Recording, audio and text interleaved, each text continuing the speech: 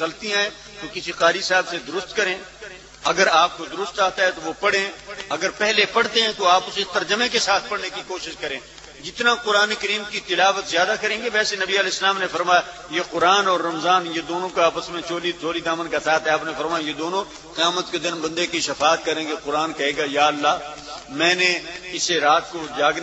کو سونے سے میں نے اسے بچائے رکھا، میں نے اسے منع کیا اور یہ رات کو تلاوت سنتا بھی تھا کرتا بھی تھا، یا اللہ میں اس کی شفاعت کرتا ہوں، اس کے حق میں میری شفاعت قبول کر لے۔ تو رب تعالیٰ قرآن کی شفاعت کو اس بندے کے حق میں قبول فرما لے گا۔ رمضان کہے گا یا اللہ یہ میں روزہ اس کے پاس گیا، اس نے میرا احترام کیا، یہ دن کو کھانے پینے سے اور تیری نافرمانی سے رکتا تھا، یا اللہ اس کی حق میں میری شفاعت قبول فرما۔ تو رب تعالیٰ رمضان کی شفاعت بھی اس آدمی کے حق میں قبول فرما لے گا۔ تو میرے بھائی رمضان المبارک میں قرآن کریم کی تلاوت کو اپنے اوپر لازم فرما لیں، حتی الامکان یہ کوشش کریں۔ پھر اس کے ساتھ ساتھ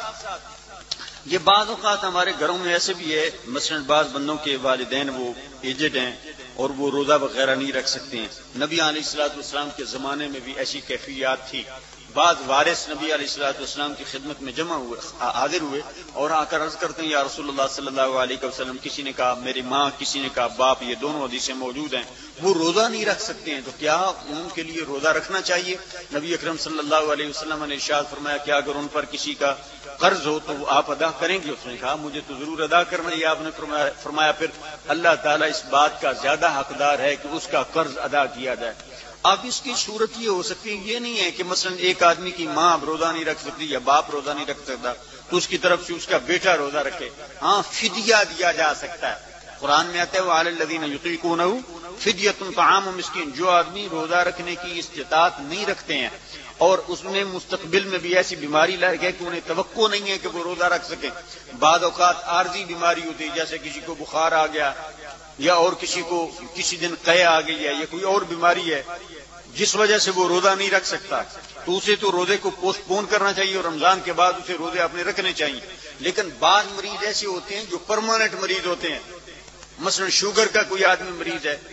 یا ہارٹ کا ہے یا کسی اور دمے وغیرہ کا کوئی ایسی مختلف، اور ڈاکٹر بھی یہ کہتے ہیں اگر تھوڑے تھوڑے وقفے کے بعد تم نے کوئی چیز نہ کھائی پی تو شاید اس سے بیماری بڑھ جائے یا پھر ہلاکت کا بھی خدشہ ہو، تو ایسے بندے کو چاہیے کہ آپ نے روزے کے بدلے میں ایک مسکین کو، غریب آدمی کو سحری بھی کروائے اور افطاری بھی کروائے، اور اس میں یک بارگی بھی کسی کو دیا جا سکتا ہے اور کہا جا سکتا ہے کہ اس سے پورا مہینہ یہ تم نے روزہ رکھنا ہے۔ روزے کا فدیہ دینا یہ ضروری ہے۔ اگر کسی آدمی کے ذمے گزشتہ روزوں کے وہ فدیے موجود ہوں تو وہ بھی ادا کرنے چاہیے۔ اور میں اور آپ جنہیں رب تعالی نے بھی طاقت عطا فرما رکھی ہے، اگر ہم میں سے کسی بھائی کے ذمے کوئی روزے ہوں تو رمضان المبارک کے بعد ہمیں ان کے قضا کی نیت کر لینی چاہیے اور ہمیں ہر صورت میں اس روزے کو رکھنے کی کوشش کرنی چاہیے۔ پھر اس کے ساتھ یہ بھی کہ ہمیں رمضان المبارک میں نبی اکرم صلی اللہ تعالی علیہ وسلم کی خدمت عالی میں کثرت کے ساتھ صلاۃ والسلام بھی پڑھتے رہنا چاہیے، کہ حضور اکرم صلی اللہ علیہ وسلم کی توجہات خاص طور پر رمضان المبارک میں اپنی امتیوں کی طرف نوازنے کے لیے ہوتی ہیں، آپ کی نوازشات بڑھ جاتی ہیں۔ جو بھی آپ کا جی چاہے وہ آپ ضرور کوشش کریں نبی علیہ الصلوۃ والسلام پر صلاۃ والسلام کی، خاص سحری کو پڑھ لیں، نماز فجر کے بعد پڑھ لیں یا جب آپ کا جی چاہے، اور رات کو قیام کرنا یعنی نماز تہجد، اسے رمضان المبارک میں آپ نے سحری تو کرنی ہے۔ آپ 4 بجے اٹھیں گے تو آپ آدھے گھنٹے میں کھانے وغیرہ سے آپ فارغ ہو سکتے ہیں، لیکن اگر آپ 5 منٹ یا 10 منٹ پہلے اٹھ جائیں اور وضو فرما کے آپ 2 نفل ادا کر لیں، نبی علیہ السلام نے فرمایا علیکم بقیام اللیل ولو کان رکعہ،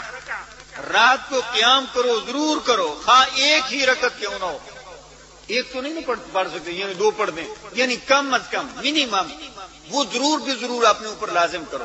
آپ اٹھتے بھی ہیں، ممکن ہے کہ رب تعالیٰ اس رمضان المبارک کے صدقے میں آپ کو پرماننٹ تہجد گزار بنا دے،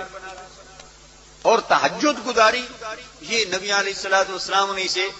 یعنی تہجد گزار آدمی کے لیے ارشاد فرمایا کہ وہ اس آدمی کو رب تعالیٰ براہ راست بغیر حساب کتاب کے جنت میں داخل فرما دے گا۔ اور یہ بھی صوفیاء کرام کا کہنا ہے کہ یہ تہجد نبی علیہ الصلوۃ والسلام کی حضوری کے لیے یہ بطور زینہ سیڑھی ہے۔ اگر آدمی نبی علیہ الصلوۃ والسلام کی صحبت سے فیضیاب ہونا چاہتا ہے، آج بھی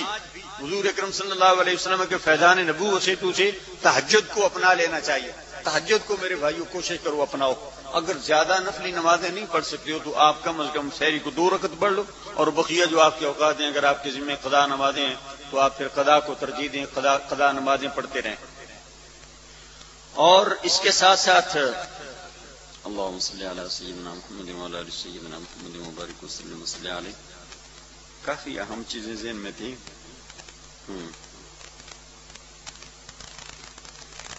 کوئی اور بات آپ اگر پوچھنا چاہتے ہیں رمضان المبارک کے حوالے سے؟ ہاں، یہ روزہ ٹوٹتا کس طرح؟ یہ بھی روزہ اگر کوئی آدمی دن کو کھائے پیے یا جمع کر لے اپنی بیوی کے ساتھ تو اس سے روزہ ٹوٹ جاتا ہے، اور پھر اس کے بعد اگر کوئی آدمی روزہ جان بوجھ کر توڑ دے تو پھر قضا نہیں بلکہ اسے 60 روزے رکھنے چاہیے یا 60 مسکینوں کو کھانا کھلانا چاہیے، ایک غلام آزاد کرنا چاہیے، یہ اس کی پھر یہ سزا بن جاتی ہے۔ ہاں، بعض اوقات یہ ہوتا ہے کہ ہم یہ سمجھتے ہیں کہ شاید اس سے یہ روزہ ٹوٹ جاتا ہے، مثلا مسواک کرنے سے روزہ نہیں ٹوٹتا، تازہ کریں یا باسی کریں، اور اس طرح آدمی اگر سرما لگاتا ہے تو اس سے روزہ نہیں ٹوٹتا ہے، تیل لگانے سے، غسل وغیرہ کرنے سے، کپڑے چینج کرنے سے، یہ ان چیزوں سے روزہ نہیں ٹوٹتا ہے۔ اگر کوئی آدمی نسیانن بھول کر اگر کوئی آدمی کھا پی لے پھر بعد میں اسے یاد آئے ہو مجھے تو ایسا نہیں کرنا چاہیے تھا، تو جو کچھ اس میں منہ میں ہے وہ سارا وہ باہر پھینک دے، تو پھر اس سے بھی نسیانن بھی اگر کوئی آدمی کھا پی لے تو اس سے بھی روزہ نہیں ٹوٹتا۔ انجیکشن